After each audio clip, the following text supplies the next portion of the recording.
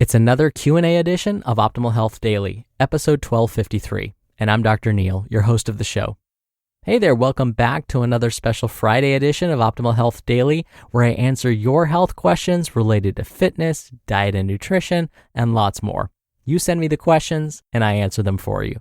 Now, if you want to send in an audio question, come by oldpodcast.com/ask, or you can call in your question by dialing 61 I love OHD.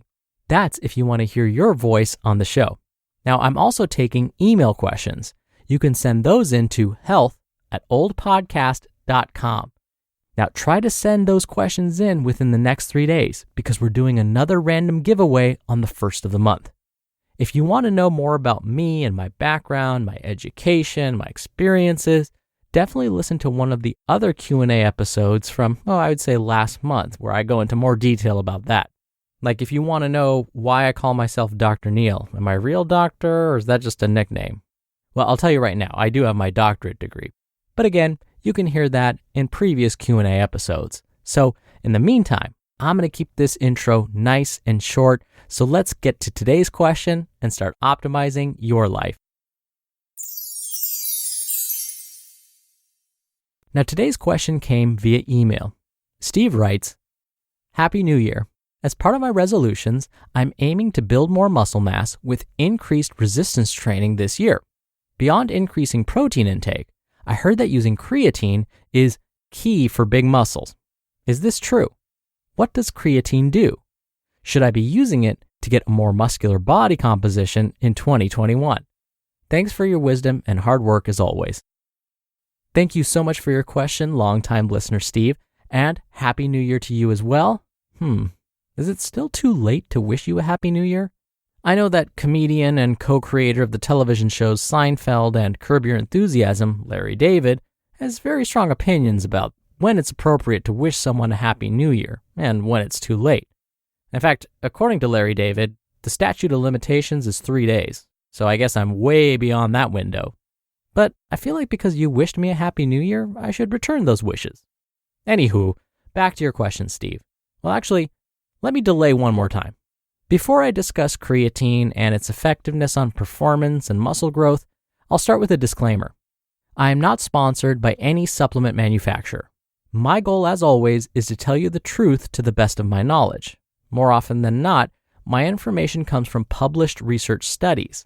So by giving you information from published research studies, I'm hoping that what I report to you comes from a minimally biased perspective. This is because when we rely on other people's experiences with supplements, meal plans, or workout routines, there's a really high probability that what they're doing may not work for you at all. This is why we need well-designed studies so we can try and figure out if creatine supplements, for example, work for most people. Also, please know that each supplement manufacturer is different. Some follow strict quality and purity standards, others don't. So before you buy a supplement, it's best to research the manufacturer first. Okay, now, finally, let's get to your question, Steve. Now, you asked about creatine and what it is. Creatine is a compound that the liver naturally produces.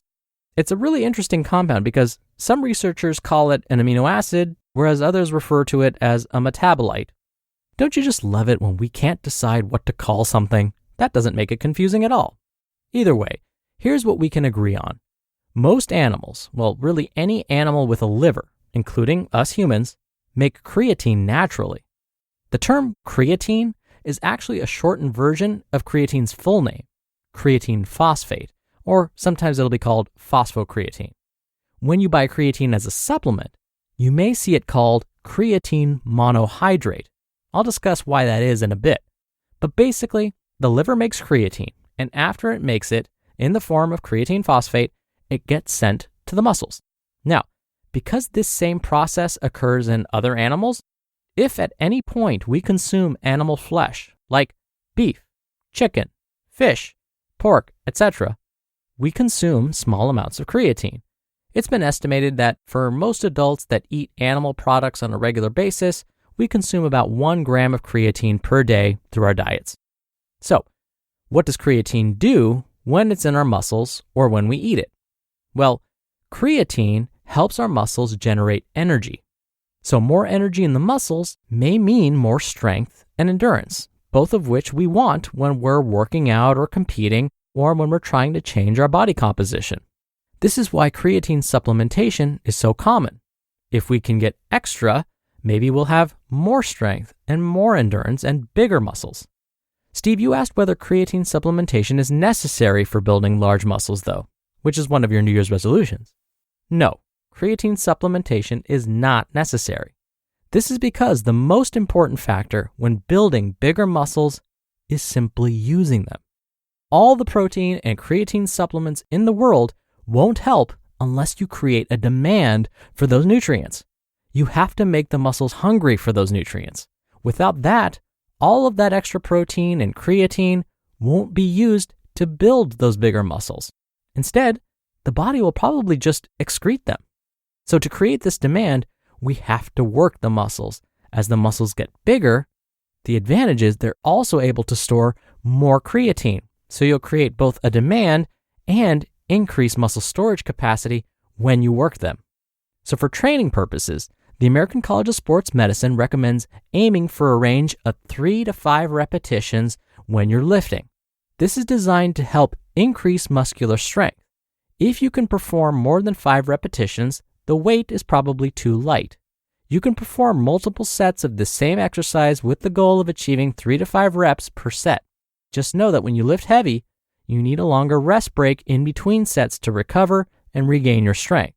So, rest those muscles for 2 to 3 minutes in between the sets. On the other hand, if you're not very experienced in the weight room, it's not advised that you start in the 3 to 5 rep range. That weight will probably be too heavy. So you may want to aim for 8 to 12 repetitions at first, then once you get comfortable with those weights, start to get into the 3 to 5 repetition range.